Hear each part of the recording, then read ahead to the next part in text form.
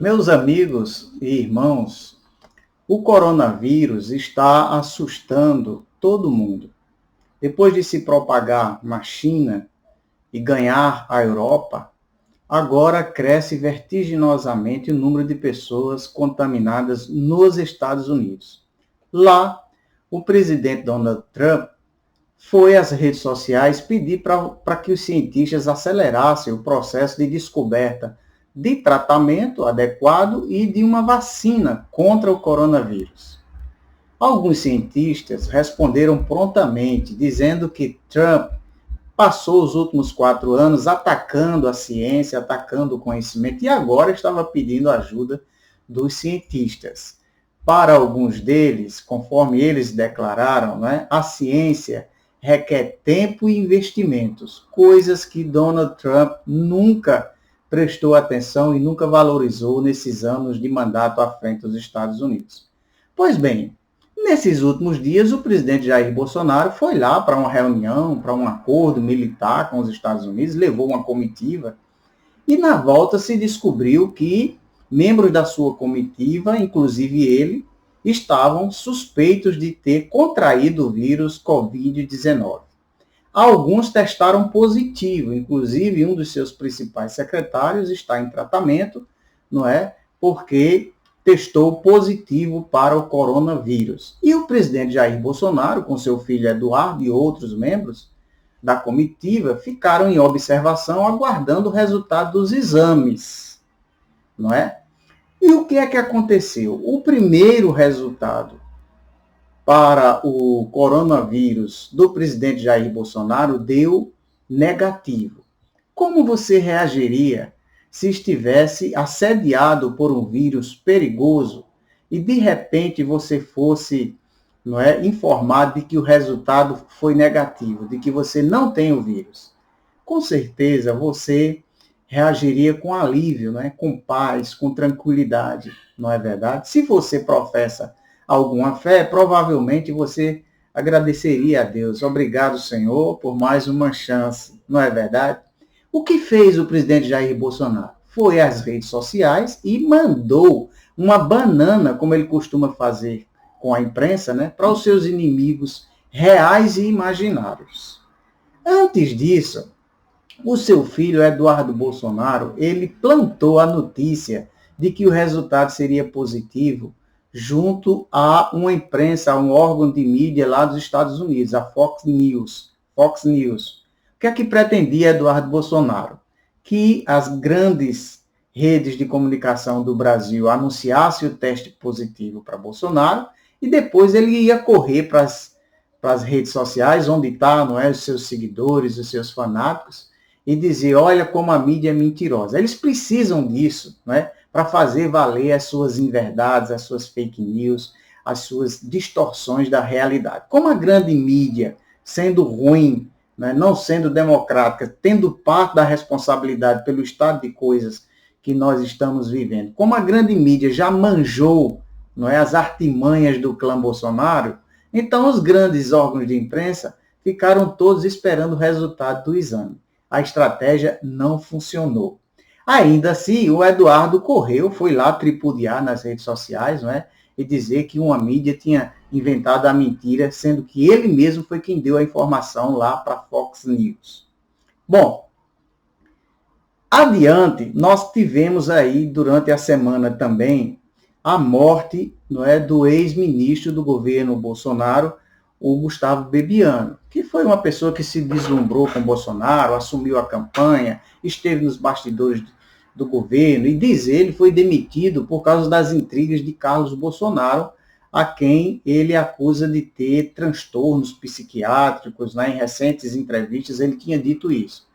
Tragicamente, Gustavo Bebiano morreu de um infarto, e o que fez alguns membros da base aliada do governo Bolsonaro. A deputada Carla Zambelin, é assim que se chama, ela foi às redes sociais como que celebrar a morte do Gustavo Bebiano. Ela citou um versículo da Bíblia, Isaías 14, 24. Todos os que se colocam contra o projeto de Deus serão flechados e voltarão naturalmente às suas origens. Na sequência, também nós tivemos um caso, não é, de que uma membro ou uma pessoa responsável por uma ONG chamada Todos pela Educação, não é, estava sob observação. E o ministro da Educação do governo Bolsonaro, não é, ele fez um comentário sobre isso também, sobre a possibilidade dessa pessoa ter contraído o coronavírus, citando a Bíblia também.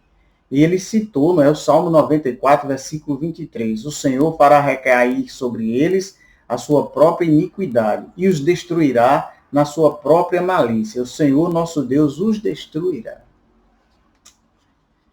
Vejam que situação nós nos encontramos, que uso essas pessoas têm feito do nome de Deus e da Bíblia Sagrada. Será que isso se aplica também aos membros da comitiva de Bolsonaro, não é, que estão com o vírus e estão se tratando, ameaçados de perder a vida?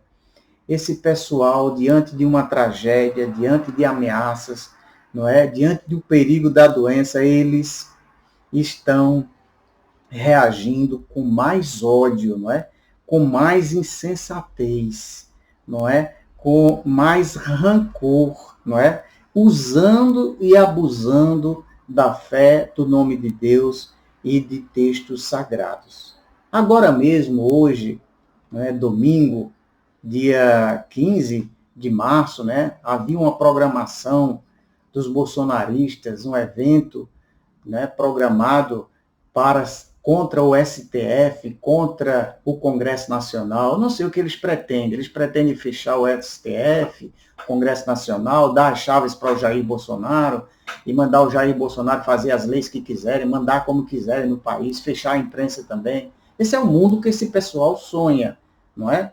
Então vejam, quando o presidente voltou dos Estados Unidos, pressionado por alguns membros do seu staff, ele foi à televisão e disse, não vamos para esses protestos, e desaconselhou meio que com vergonha os protestos. Depois ele voltou a atiçar os protestos. E hoje, no dia do evento, ele foi às redes sociais incentivar os protestos. Não é verdade? Mais do que isso, ele foi receber eleitores lá à porta do Planalto, não é? Estão as imagens circulando, estando esperando o segundo resultado do teste para ele mesmo, a contraprova, né, do coronavírus, ele foi lá cumprimentar eleitores sem proteção alguma, apertar as mãos, né? E estão aí os gatos pingados, não é? Enquanto o jogo do Flamengo, do Corinthians, está tudo sem torcida, estão aí os gatos pingados na rua, não é?